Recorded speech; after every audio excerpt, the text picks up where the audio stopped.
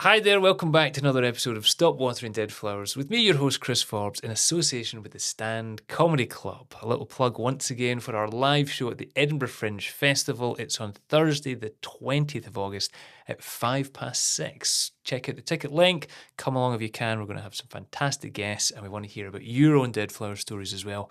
Bring them along, we'll discuss them on stage.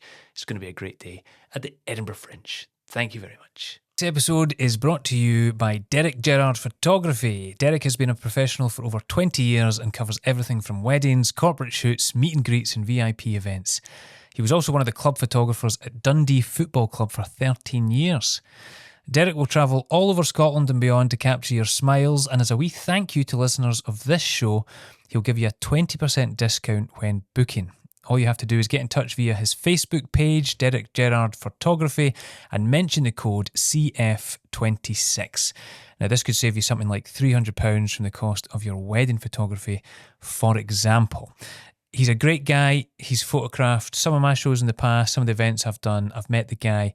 He's a legitimately brilliant photographer and a lovely gentleman, and we thank him very much for sponsoring the show. Thank you.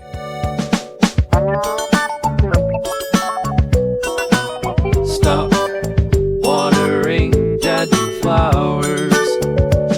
But yes, this week in the garden, I'm delighted to say we have the wonderful Anna Campbell-Jones. How are you, Anna? I'm good, thank you. Yes. As a way of introduction, I feel like you're a well-known face now as well, especially in the last few years with the Scotland's Home of the Year, but an interior designer, I guess, by trade starting out, and then have become broadcaster and designer and things on larger and larger scales. Yes. How did all that start from just being initially, I guess, your passion in interior design, and then how did that open up into the whole world of media? Well, I mean, it's funny because I've been an interior designer my whole adult life. I came up to Glasgow to study interior design in 1988. Okay. And I met the guy that I married. We're not married anymore, but we had kids and we moved around a bit, but we came back to Glasgow about 25 years ago. So I set up my life here because I'm from London originally. And I just set up a design practice and was doing people's houses and the occasional commercial project and teaching at the art school. And I just got a phone call out of the blue from a production company. I was 49 when they got in touch. Yeah. And I wasn't that interested to start off with, but and then I didn't think I could do it because the art school teaching and stuff like that. But then the second fire happened. Oh, of course. And weirdly, that meant that I was able to take the time out to do the filming. Oh, wow. And I just thought I would do it once and it would be a laugh, and it was, because I wasn't teaching, it would do something a bit different. Yeah, exactly. Fill the time. Yeah. I had no plan, no ambition even to be on TV. I just thought it would be a laugh. Yeah. But then, of course, it got recommissioned. And so we just finished filming the ninth series this week. That's wild, isn't it? I mean, talk about silver linings. Not that there was anything good about the art school fires, but had it not been for that one, you never would have done that show. That's probably. Right, yeah. And I've no doubt it wouldn't have been as successful because I guess these shows kind of live and die in the kind of chemistry and likability of the hosts and the knowledge. So, I hope so. Yeah, 9 series. That's wild. I know. We're planning exciting things for the 10th year next year. So yeah, that's incredible. Have you? Is it quite competitive off camera between you guys in terms of all the judges? Is there more chat, obviously, off camera about, I really think this is the best one or that one? Or do you all generally come to a bit of a consensus? Well, when we're in the homes, obviously we are judging them in secret, if you like. We give our scores to the camera, and the others aren't listening. Yeah. And we're very, very good about not discussing with each other too much what we think. Right. The bit where we have to debate and reach consensus is if we have a draw, and in the final. And yeah, we always get there in the end. Yeah. I mean, I think we've got very different experience and we've got different approaches, but we do respect each other and we are really good friends, the three of us. good. We get on so well. We have such a laugh. Yeah. Sometimes when we're filming, everybody has to stop because I've been crying and I've got to sort my makeup out because we've been laughing so much. And there's a lot of banter and nonsense and stuff like that. That's good. And trying to steal each other's lines and generally, just mucking about. It's But I nice think to that know there's that good atmosphere and energy, because Yeah. that comes across, doesn't it? I think the energy does come across. Yeah, definitely. It's good to know then that you all are taking it seriously. I think there's that thing sometimes think, oh, I wonder if they're just doing certain bits for the show, but that actually off camera you guys are all going, no, I'm not telling you what I think until the end. And Yeah, no, we take it seriously. Yes. yeah, because I remember we had a contestant that was on Gladiators, and I was asking him, like, in between stuff, is it, pretty pally and everything? He was like, no. It's like, we take it seriously. yeah. The Gladiators are switched on. That's how I'm picturing it. But in a No, we more haven't- banterful way. Yeah, no, we haven't had any punch-ups yet. It's incredible. And it must be quite a funny experience going into people's homes. I guess that's something that must come up a lot, in that you're going in to see how people have designed their homes and spaces, but it's such a unique thing going into someone's actual home, if you know what I mean. Like, people are opening up a part of their lives to you. I always think that's quite interesting. Yeah. You get a sense of the person through what they've done with it, rather than just, I like the style of this. It's quite an intimate thing, really, showing your house to people, I always think. It's very intimate, and especially since what we're looking for is homes that are sincere expressions of people's personalities and the way they want to live. Yeah.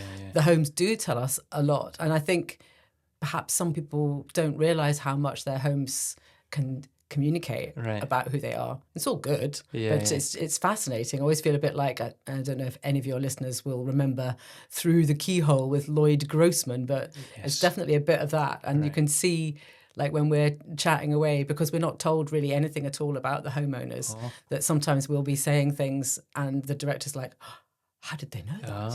But we're just picking it up from the house. Yeah. That's mad. Well, it's great. I wish it continued success as well. The fact that the new series is filming, this episode's probably just come out as the final's already been decided, so very exciting. In terms of this podcast in general and the format, once you found out what it was about, what was your initial reaction? Did you have a sense of thinking, oh, I have lots of these little stories, or are you quite good at letting things go? Oh no, I have lots. I'm definitely an overthinker when it comes to. Perfect. This is what we want. We want trauma-filled people with lots of scars that they're carrying around. And the way that I try and process is it by telling people the stories all the time. Great. Thinking I'm going to get them out, but they're just still there. Perfect. Maybe this time. Maybe this is it. This will be the place. In public, yes. Well, we traditionally usually start with a childhood one. Of course, childhood is such a vulnerable time. There's usually loads of stories from childhood. Yes. But was there one in particular that seemed to kind of rear its ugly head? Oh, yeah. Well, there were two, and I couldn't decide. Great. We can do which them. one both. was the best one. But my mother was. My parents were very, very eccentric, very funny, sort of from a different time. Yeah. My dad was born in the 20s. And my mum was born in the 40s, and she was very safety conscious. Right. And I was desperate for, so we're talking about the 70s, I was desperate for a pair of roller skates for my birthday. You know, the kind that you strap onto the outside of your Converse, when you go. So I begged and I begged and I begged, and eventually I got some. And but my mum was convinced that I was going to fall over and smash my head open. So she made me wear her gigantic fox fur hat. And it's like this size. I mean, I'm yes, to scale. If I was a child, it was like this size. Yeah. It was ridiculous. Amazing. And so I went out to the playground, feeling all fancy with my my roller skates on, and the other kids in the playground, they all just looked at me and they started laughing their heads off, and then they started singing, Davy Crockett, King of the Wild Frontier. Oh no, not the playground. Oh, I know. With the huge. I Oh know. wow. And then one of my favourite jokes, which whenever I think of it, I'm then reminded of the excruciating humiliation in the playground was the one about, did you know that Davy Crockett had 3 ears? No. He had a left ear, a right ear, and a wild front ear. That's tough as a kid to It's get. really tough. It's Davy really tough. So then I went back and I said, I'm not wearing that again. That Yeah. was absolutely mortifying. And then she said, well, you're going to wear this instead. And she whipped out. My dad was a racing driver in the 50s. Wow. And she still had his helmet. Wow. Now, if you think about what those cars look like, they're like little cigar-shaped cars with wheels sticking out the side and a windscreen like this size. And the helmet was like leather. The leather cap with the things. cap and the goggles. Oh, no. That's worse. It's worse. So I tried that. Similar thing happened. I never roller skated again. Oh, no.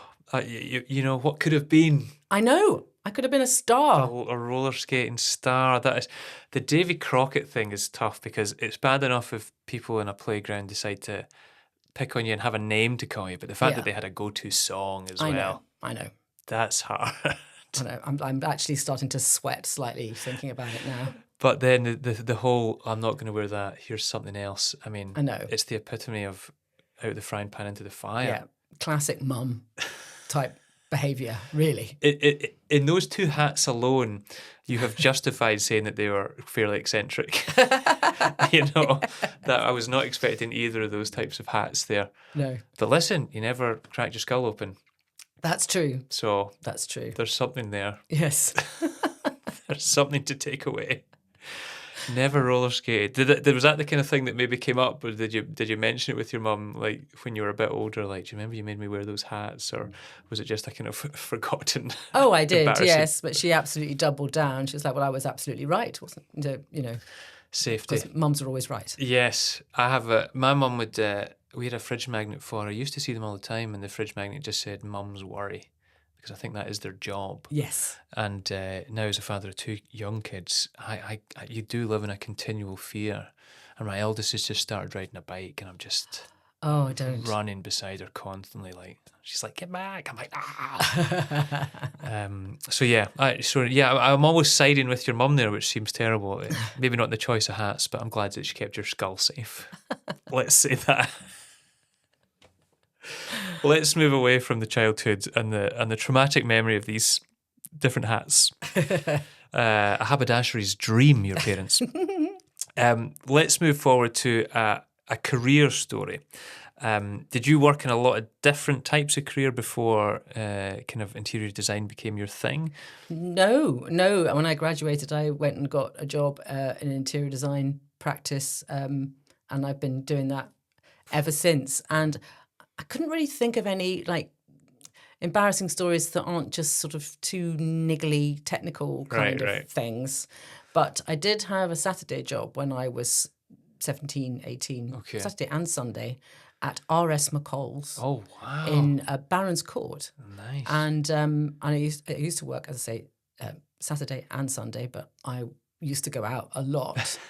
I would go clubbing during the week after my parents had gone to bed, and so they didn't know about that. Yeah. And then the weekend was more like pubs and parties and things like that. And I would turn up at 8 o'clock in the morning in all kinds of states. And the fox fur hat, I know, sunglasses. I know. But there was one time I turned up and I was still wearing my like party outfit from the night before. I hadn't had a shower or anything, and so I was in. It's quite a small newsagent. Yeah, just a little corner shop type thing, and the boss was like, "I'm going to have to prop the door open because you are reeking."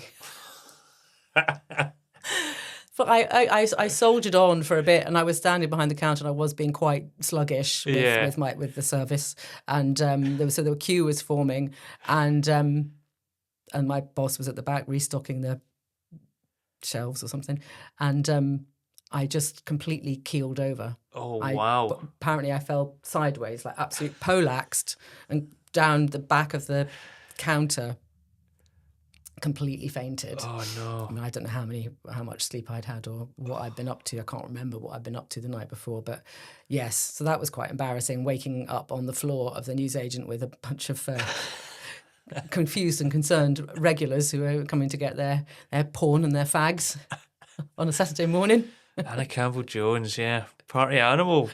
R.S. McCall's. That is funny. It's actually, you've reminded me of, I think when you were younger, going into work with a hangover just felt so hard, but it was normal. You just had to do it. Yeah. And you would start these early jobs. I worked in a supermarket for years, and I was someone that had to go in at 6 a.m. to get the delivery. And I had made an absolute promise, having already missed a couple of shifts, that I would be back in time from having gone to watch Scotland play Holland in Amsterdam. That I would come into work because the ferry got in very early, and I would come in. I would definitely be there no later than midday, and it was just the worst decision I ever made, trying to go in. And I was still swaying. It felt like I was still on the ferry. The positive about a supermarket was, though, that they had the walk-in freezers at the back. Oh, yeah. So I just kept walking into the walk-in freezer and just sitting in it like, what am I doing with my life? So thankfully I never passed out. But that is...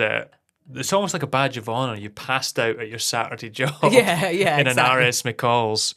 And I kept my job Oh, as well. wow. You know, I mean, he loved me. And then you kind of ascertain a kind of legend status. Yes. You hear about Anna passed out at her job. What a wild night she Stood up, had. kept going. Yeah. That's incredible. Was there other people that worked in that job that were like also part-time that you'd go out with that knew about it? No. Just the I guy, was the just like a manager. kind of, I would like to think, a sort of mysterious Yeah, character yeah. that just turned up, worked, and then disappeared. You would have been the my- most exciting thing about that R.S. McCall's, I've no doubt. So that would have given all the customers a story to tell that might have seen it. It was a fun place to work because it was around the corner from Queen's Club. All right. So okay. when the tennis was on, you'd get all these Yeah. like famous tennis players coming in. Shout out to R.S. McCall's. You don't see as much of them at No. all anymore. There is still a couple around, aren't there? But I just you feel don't like see that's them. my connection with Scotland just started Yeah. so young. R.S. McCall's. Okay, we'll move away from the career and you keeling over from hangovers. Yeah, I've got one from filming. Oh, nice. if you want. Yeah, people Yeah. love a little behind the scenes type of thing as well. Yes. That's great. So this was, so to reiterate, I basically started my broadcast career in I turned 50 just before the show went out. So it's a funny time to start doing that, to put your face on screens and stuff like that. And TV's so rife with just ageism generally that it must have been like, this is great. Especially middle-aged women. And and filming the first series, and they're doing the little setup where we talk on our own about what we've thought of the home, and we tell them what our score is, and they're setting up the camera and reflectors and stuff like that. And you've got the director and the cameraman and the sound man, and they're all standing around, and they're all, you're sort of squinting at you. You know what that's like, and you sort of they're looking at you, but you don't feel like you're really there. Yeah. And they were mucking around with a light and a reflector and stuff like that, and then looking through the lens like this, and then one turned to the other and said, "Yes, that's kinda." Oh no. And I was like, I'm here because no. one thing you don't do is mess with a woman in her 50s. Yeah. So don't take any nonsense. What a line. Oh dear. That's Kinda. I know.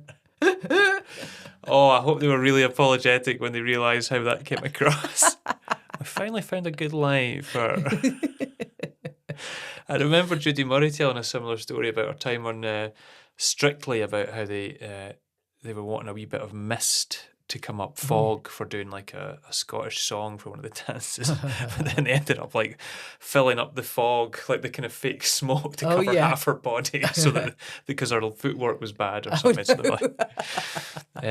but that's terrible. Well, I'm sure they just meant generally, and they have to find everyone's good lighting. And I'm grateful really to be shown in my best light. And you pulled it up as well, because I guess the worst thing is people would just be like, oh, and have to take it because like, TV is such a cruel place. Yeah. That is a good one. Thank you for sharing that.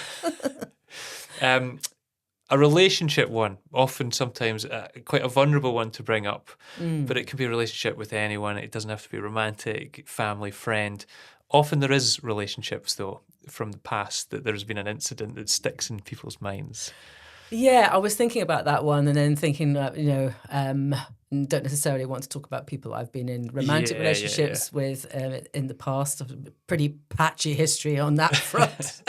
It's embarrassing enough on its own. I was in lockdown. My son was living with me, so he was. What would he have been, about like 17, 18-ish, 18. And but we used to watch a movie from time to time. Nice. Just a little ritual. And he was really interested in Japanese and Korean film. And I was like, oh, have you seen Old Boy? Right. And I remembered thinking it was really, really brilliant, and I hadn't seen it since it had come out. So we sat down and watched it, and really, really, I mean, it's gruesome, but we were enjoying it. And I had completely forgotten the punchline. As have I. Now. It's absolute. Well, I don't want to. Well, I feel like I have to do a spoiler. Apologies. Stop listening now if you don't want to know the denouement is that the main character is being punished by someone that he bullied at school. Yes, and the punishment, part of the punishment, is being hypnotized and. It's all set up so that he effectively falls in love with and has a relationship with his own daughter. Yeah. Not one to watch with a child. No. And I literally, as it was unfolding, I was like, oh God, oh no, what am I going to do? And I looked at Stan, and he's just like... Yeah, red. He's like, Mum... Why did you think this was appropriate to watch with me? And he knows you've seen it before as well. Yes, and I was like, I knew it had a really brilliant twist at the end, but I couldn't remember what it was. And if I'd known, anyway, he still pulls me up on that. There you go. That's what goes around comes around. Mum's generally letting the side down. But you've got to embarrass your kids. That's part and parcel as well, isn't it? Yes, so I do love to do that. That was your equivalent of the fox fur hat. Yes. That he'll talk about when he's older. Exactly. He'll have lots of stories, I'm sure, to share about how embarrassing I've been over the years. That's such a good one. It really is. And a proper one to feel a little bit uncomfortable around, because it just reminded me of when I went to live in America when I was 16. I had to live with a host family, and they were ultra religious. I basically did a whole show about them, and I could never put it out because I used all their real names. Oh, no. I regret that now, but they were so religious, and one of my first experiences of realizing to such an extreme was we were all sitting around watching a film, and it was Analyze This or Analyze That, whatever the first one of those films were. And one of the characters just goes in the shower. You don't really see anything, but you maybe see them from behind, and they're in the shower. Yeah. And they jumped up so quick, and they turned the telly off. And Steve, the dad, I've done it again. Shout out to Steve Taylor. He turned it off, and he was like, "Oh, Chris, I'm sorry, but we do not accept nudity in this household." And then that was it. I mean, we just couldn't watch it. I wasn't allowed to watch The Simpsons. I couldn't watch Dawson's Creek. What? Yeah, I had to ask for the code, and eventually they let me watch Dawson's Creek in another room where the other two children couldn't see it. Was it because of the winching? Yeah, I think it was too modern for them. All that teenage angst. But yeah, Old Boy. Oh, now I really want to watch it again. I better watch it again now before my children get old enough to watch it, so I don't make the same mistake. It is absolutely amazing. You'll also never want to eat octopus again. These are great stories. I think these are all good, and I feel like there's been positives that have come from all of them as well. Of course. Is there other ones that you picked out that you would like to share and get off your chest today? I have so many about my parents. My parents were so embarrassing. Great. A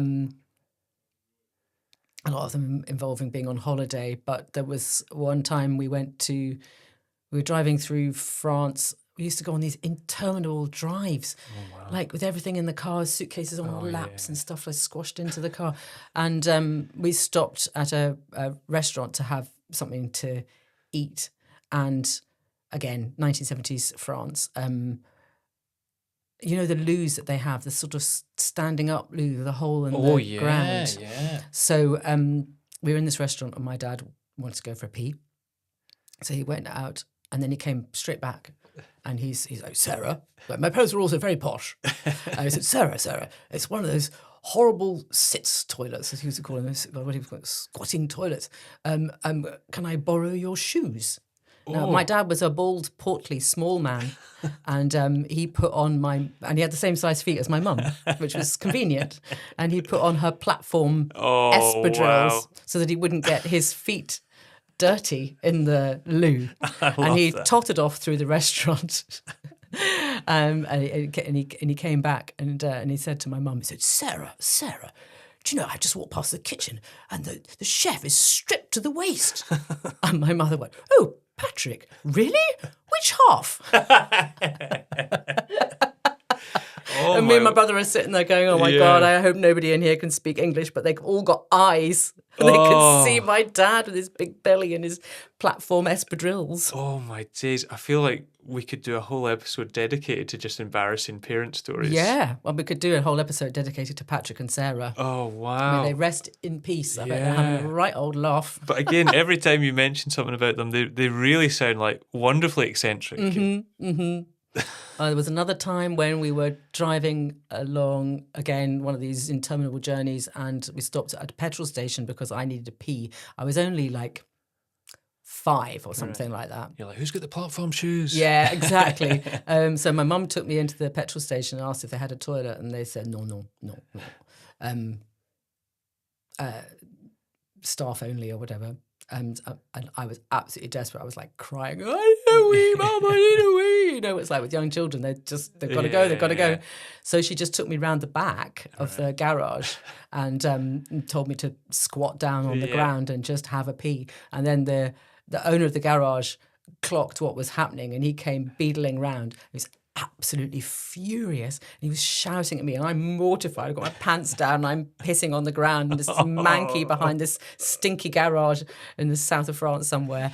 And then this guy, there wasn't enough that he was shouting at us to stop. He then went to the car and tried to pull my dad out of the window of the car to have a square go. Yeah.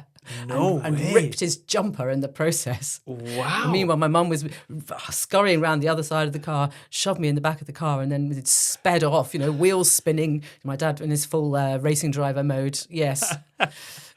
Wow. That was quite embarrassing. Kind of piss and run. Yeah, piss and run. That is incredible.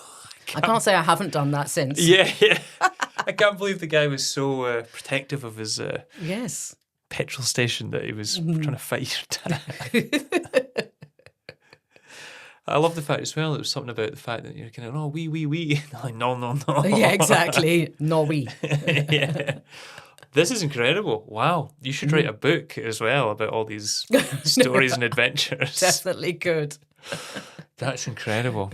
I feel like you've shared a lot of stories here with us as well. Good. Wonderful.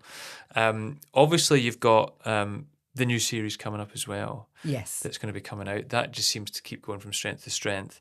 Have you got other stuff coming up? Anything else in the pipeline that you want to share or tell our listeners and viewers about? Right. Well, I don't know exactly when this is going out, but Banjo, Danny and I are all appearing at the Ideal Home Show at the SEC next week. That's the bank holiday weekend. Right. At the end of May, in case people are watching this at some other random time. Yeah. The next TV thing will be the Christmas special. Beautiful. Which is always an absolute hoot. So that's the planning is underway for that. Yeah. People often ask if we film that, in the summer or some other random time of year, and then do fake snow and stuff like that. But no, we film it just at the end of November. Right. Yeah. So that's so it does feel magical for you guys to do it. And are you someone that goes like hell for leather at Christmas time with decorations? I'm not. Oh. No, but I have had to up my game since we started doing the Christmas special because one time we actually filmed part of the episode in my flat. So I had to kind of like get my act together. I better get a tree or something. Yeah. Yes. I do make my house look nice at Christmas. I'm absolutely flabbergasted by how far other people go. It's amazing. I would love that. Wouldn't it be amazing if your house was terrible? Like people got a little insight and they come around and just clothes and empty food boxes. You haven't done any decorating at all. Have you been to my house? You're like living the sly at home. I would love that. I've definitely got a room of doom. Yeah. And then every home has one. Sweep everything That's one of the in there. things we look for when we're filming. Oh my days, yeah. Are you allowed? Is it an access everything, or do people get to say, look, this is the cupboard that you can't look in? Usually it's we don't film. Yeah. It's agreed where we're going to film. Yes. Yeah. But we obviously do look around the whole home. And you'll be like, that's where everything is right now. Yeah. And we don't obviously take any photographs of anything that people wouldn't want to have shared or anything like that. Yeah.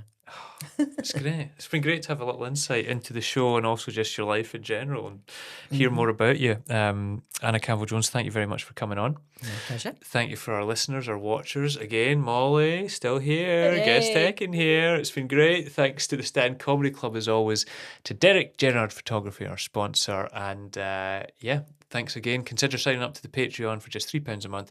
You'll get extended bonus feature-length episodes on Patreon and an early extra release every single week. Thanks very much for listening. I've been Chris. Thank you.